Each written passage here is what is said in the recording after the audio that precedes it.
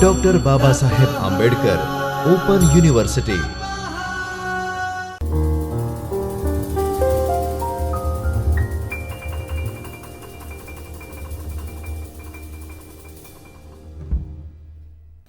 નમો નમઃ.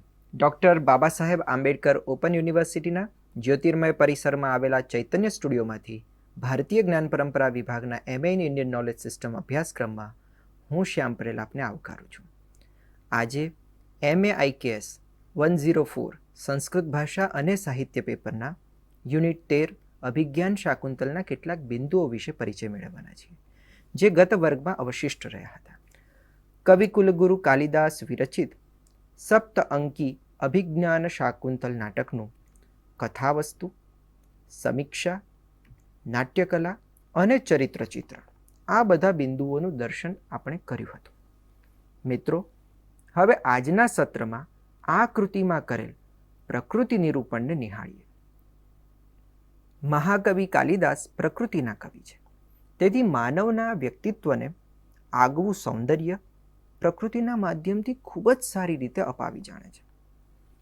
તપોવનના શાંત સ્વાભાવિક વાતાવરણમાં વૃક્ષો અને લતાઓને જલપાન કરાવતી ન દેખાઈ હોય તો શકુંતલા જ ન લાગત. પ્રકૃતિના વાતાવરણમાં પ્રસંગો પોતાની સ્વાભાવિકતાને, વિશાળતાને અને સર્વસ્પર્શિતાને ધારણ કરે છે. ચોથા અંકમાં શકુંતલાના વિદાયના પ્રસંગે આખું તપોવન વિરહનો ભાવ અનુભવે છે. વનદેવતા શકુંતલાને ભેટો આપે છે. તપોવનના વૃક્ષો શકુંતલાને શુભેચ્છા અર્પે છે અને મૃગ પણ શકુંતલાનું વસ્ત્ર ખેંચીને જાણે કે તેને જતા રોકે છે. અહીં પ્રકૃતિ માનવ ભાવ અનુભવે છે. આ ઉપરાંત અચિર પ્રવૃત્ત ગ્રીષ્મ ઋતુથી શરૂ થઈને વસંત આગમન થતા સુધીમાં જેમ કાળનું એક પૂર્ણ આવર્તન દોરાયું દેખાય છે, તેમ માનવ જીવનનું પણ ત્યાં સુધીમાં તેની સાથે સાથે જ અનુભવનું એક આવર્તન પૂરું કર્યું છે. અહીં વાર્તાના વહેવા સાથે પ્રકૃતિ પણ બદલાતી જાય છે. કાલિદાસે ચોથા અંકમાં પ્રકૃતિ અને માનવ સંબંધોને બહુ જ સારી રીતે શણગાર્યા છે. આશ્રમ કન્યા શકુંતલાને શણગારવા માટે પ્રકૃતિ ખૂબ જ પ્રેમથી પોતાના આભૂષણો પાથરે છે. હરણબાળ શકુંતલાને જવા દેતું નથી. પાંદડા ખરવાના બહાને પ્રકૃતિ જાણે આંસુ વહાવે છે. પ્રકૃતિ અને માનવનો આવો સહાનુભૂતિપૂર્ણ સંબંધ અન્ય કોઈ પણ સ્થળે જોવા મળતો નથી. કાલિદાસના આ પ્રાકૃતિક દૃશ્યમાં તેમના પ્રકૃતિ પ્રેમ દ્વારા કરુણ રસની વર્ણનાત્મકતાને સહજતાથી માણી શકાય છે. એક શ્લોકમાં મહર્ષિ કણવ શકુંતલાને વિદાય કરવા માટે પ્રકૃતિ પાસે માંગણી કરતા કહે છે, હે વૃક્ષો, શકુંતલા પહેલાં તમને પાણી પીવડાવ્યા વિના પોતે જળ પીતી નહોતી. નવા ફૂલ પાંદડાઓના શણગારનો શોખ હોવા છતાં તમારા પાંદડાઓને તોડતી નહોતી. તે તમારામાં પહેલીવાર પુષ્પ ખીલ્યું હોય તો તેનો ઉત્સવ મનાવતી હતી. તે શકુંતલા આજે પતિગૃહે જઈ રહી છે. તેને જવા માટે તમે બધા અનુજ્ઞા આપો. આવા અદ્ભુત પ્રકૃતિ નિરૂપણ પછી કૃતિમાં નિરૂપિત રસોનું આસ્વાદન લઈ લઈએ.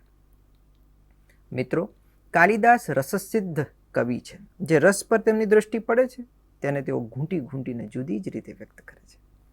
તેમાંય શૃંગાર અને કરુણ રસની છણાવટમાં તો કવિ વાચક કે દર્શકને તન્મય બનાવી દે છે. આ નાટકમાં પ્રેમ અને કરુણતાનો અપૂર્વ સંયોગ જોવા મળે છે. ચોથા અંકમાં શકુંતલાના વિદાય પ્રસંગે જે કારુણ્ય મૂક્યું છે તેવું કદાચ જ અન્ય કોઈ સાહિત્યમાં જોવા મળે. રાજા દુષ્યંતની પાસે પોતાની પુત્રી શકુંતલાને મોકલતી વખતે સંસારના વિષયથી વિમુખ હોવા છતાં મહર્ષિ કણવની કરુણ દશા એક શ્લોકથી વર્ણવે છે કે આજે શકુંતલા પતિગૃહે જતી રહેશે. આ ઉત્કંઠાને કારણે મારું હૃદય ઉચ્છ્વસિત થઈ રહ્યું છે. આંસુઓના અવરોધને કારણે કંઠ ગદગદ થઈ રહ્યો છે. ચિંતાને કારણે દૃષ્ટિ શિથિલ થઈ ગઈ છે. નજીકમાં રહેલી વસ્તુ પણ જોઈ નથી શકતો. હું તો અરણ્યવાસી છું. સંસારમાં ન હોવા છતાં જો દીકરીના પ્રેમને કારણે મારી આ દશા થઈ ગઈ છે, તો પોતાની દીકરીને પહેલીવાર પતિના ઘરે મોકલતી વખતે એક ગૃહસ્થી પિતાને કેટલું દુઃખ થતું હશે.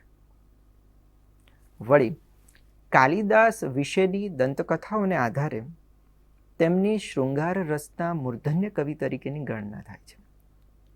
તેમના શૃંગાર અત્યંત રોચક હોય છે. તેઓ સંયોગ અને વિયોગ એમ બંને શૃંગારના વર્ણનમાં પ્રભુત્વ ધરાવે છે. પ્રથમ 3 અંકોમાં કવિએ સંભોગ શૃંગારનું નિરૂપણ કર્યું છે. ત્યારબાદ વિપ્રલંભ શૃંગારના નિરૂપણમાં કવિની હથોટી ખીલી ઉઠી છે. હાસ્યરસને કાલિદાસે વિદૂષક તથા અન્ય કોઈ માર્મિક પ્રસંગોને વ્યક્ત કરી ખૂબ જ સરસ રીતે આ નાટકમાં રજૂ કર્યો છે. વિદૂષક રાજાના પ્રણય સચિવ તરીકે રાજાની સાથે જ રહેવાનો સ્વભાવ ધરાવતો હોય છે. નાટકની પ્રણય કથાના વિકાસ અને સંચાલનમાં સહયોગ આપવાનું કામ મુખ્ય છે. અહીં વિદૂષક પોતાના વર્ગના લોકોનું પ્રતિનિધિત્વ કરે છે. નાટકીય વસ્તુના વિકાસમાં તેનો પૂર્ણ સહયોગ પ્રાપ્ત થયો છે. તે રાજા દુષ્યંતના પ્રણયનો સાક્ષી હોવા છતાં શકુંતલા પ્રત્યાખ્યાનમાં ખૂબ સુંદરતાથી તે બંનેના પ્રણયને છુપાવી રાખે છે. 6ઠ્ઠા અંકમાં માતલી સાથેના સંવાદમાં તેની ઉક્તિઓ દર્શકોને હાસ્યરસથી તરબોળ કરી દે છે. તે કહે છે કે જીવન પ્રત્યે હું તે રીતે આશા છોડી દઉં છું કે જે રીતે બિલાડી દ્વારા પકડાયેલ ઉંદર. કથાનક અને ભાષાના લાલિત્યને કારણે શાકુંતલ અત્યંત લોકપ્રિય નાટક બન્યું છે. ઈસવીસન 1784માં રોયલ એશિયાટિક સોસાયટી ઓફ બેંગાલના આદેશ પ્રમાણે સર વિલિયમ જોન્સે તેનો અંગ્રેજી અનુવાદ પ્રસ્તુત કર્યો. આ અનુવાદને વાંચીને જ વિદેશી વિદ્વાનો કાલિદાસથી પ્રભાવિત થયા હતા. પ્રસાદની અગાધતા, માધુર્યનો મધુર નિવેશ, કોમળ કાંત પદાવલી, ભાવોનું સૌષ્ઠવ, ઉપમાની અપૂર્વતા અને અલંકારોની રમણીયતાએ કાલિદાસની કવિતાને વિશ્વવિખ્યાત બનાવી છે. કાલિદાસની કૃતિઓમાં ભારતીય સમાજ તેના બધા આદર્શો સાથે પ્રતિબિંબિત થાય છે. માત્ર ધર્મ જ નહીં, પરંતુ અર્થ અને કામ પણ તે સમાજના આવશ્યક સ્વીકૃત પુરુષાર્થો હતા. મોક્ષ તેમનું ચરમ લક્ષ્ય હતું અને માટે જ ધર્મ, અર્થ, કામ એ ત્રિવર્ગમાં પણ ધર્મનું સ્થાન મુખ્ય હતું. કાલિદાસ શાકુંતલના છેલ્લા શ્લોકમાં સમાજના સૌખ્ય માટે ઈચ્છે છે. વિદ્યા અને વિદ્યાવંતોની પ્રતિષ્ઠાને કાલિદાસે સમાજ શ્રેય માટે અનિવાર્ય ગણી છે. આમ કાલિદાસની કલ્પનામાં ભારતીય સમાજના આદર્શો પૂરેપૂરા વ્યક્ત થતા હોવાથી કાલિદાસને ભારતીય સંસ્કૃતિનું મધમધતું પુષ્પ ચોક્કસ ગણી શકાય. મિત્રો, હવે આપણે કવિનો પરિચય મેળવી લઈએ. સંસ્કૃત સાહિત્યના ઉત્તમ મહાકાવ્યો તેમજ શ્રેષ્ઠ નાટકો પ્રદાન કરનારા સંસ્કૃત વિદ્વાનોએ પોતાની નમ્રતા દર્શાવવા માટે કે પછી અન્ય કોઈ કારણસર પોતાના જીવન વિશે ક્યાંય પણ માહિતી આપી નથી. પરમ તત્વને મહત્વ આપનાર આ મહાપુરુષો વ્યક્તિગત કીર્તિ કે ભૌતિક નામનાનો ખ્યાલ રાખતા નથી. વાલ્મીકી અને વ્યાસની પંક્તિમાં સ્થાન પામેલ મહાકવિ કુલગુરુ કાલિદાસના જીવન વિશે પણ આધારભૂત માહિતી અપ્રાપ્ય છે. તેમ છતાંય સંસ્કૃત રસિકોના પ્રિય કવિના જીવન વિશે અપ્રમાણભૂત કહી શકાય તેવી દંતકથાઓમાં સત્ય કેટલું તે કહી શકાય એમ નથી. કદાચ કાલિદાસના જીવન સાથે આ દંતકથાઓને બિલકુલ સંબંધ ન હોય એમ શક્ય છે. કવિ કુલગુરુ કાલિદાસનો જન્મ કાશ્મીરમાં તથા તેમની કર્મભૂમિ ઉજ્જૈન નગરી હતી તેમ ચોક્કસ કહી શકાય છે. વિશ્વના અન્ય કવિઓએ જે લોકપ્રિયતા અને સાર્વજનિક સન્માન મેળવ્યા છે તેમાં કાલિદાસની લોકપ્રિયતા અજોડ છે. મહાકવિને કોઈ ચોક્કસ સમયમાં બાંધી શકાય નહીં. તેમ છતાં મહાકવિનો જન્મ ઈસવીસન પૂર્વેની પ્રથમ સદી અથવા અન્ય એક મત મુજબ ઈસવીસનની 4થી શતાબ્દીમાં થયો હોય તેમ કહી શકાય. મહાકવિ કાલિદાસે 2 મહાકાવ્યો, 2 ઉર્મિકાવ્યો અને 3 નાટકો લખ્યા છે. 19 સર્ગના રઘુવંશ મહાકાવ્યમાં સૂર્યવંશી રાજાઓના પરાક્રમોનું વર્ણન કરવામાં આવ્યું છે. 8 કે 17 સર્ગના કુમાર સંભવ મહાકાવ્યમાં શિવ અને પાર્વતીના પુત્ર કુમાર કાર્તિકેય દ્વારા તારકાસુરના વધની કથા નિરૂપવામાં આવી છે. 6 સર્ગના ઋતુ સંહારમાં 6 ઋતુઓનું વર્ણન કરવામાં આવ્યું છે. 2 ભાગમાં લખાયેલા મેઘદૂત ઉર્મી કાવ્યમાં સંયોગ શૃંગાર અને વિયોગ શૃંગારનું નિરૂપણ કરી વાદળને દૂત બનાવીને પ્રેમીનો સંદેશો પહોંચાડવાની પ્રક્રિયા દર્શાવવામાં આવી છે.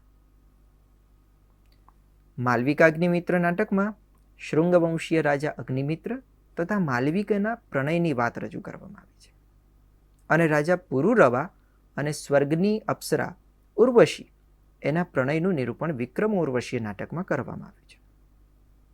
મિત્રો, આટલો પરિચય આપણને કાલિદાસની મૂળ કૃતિઓના સ્વાધ્યાય અને પુનરાવર્તન આ બંને તરફ દોરી જાય એવી શુભકામનાઓ સાથે આજના વ્યાખ્યાનને વિરામ આપીએ છીએ. નવા વિષય સાથે ફરી મળીશું. ધન્યવાદ. स्वाध्यायः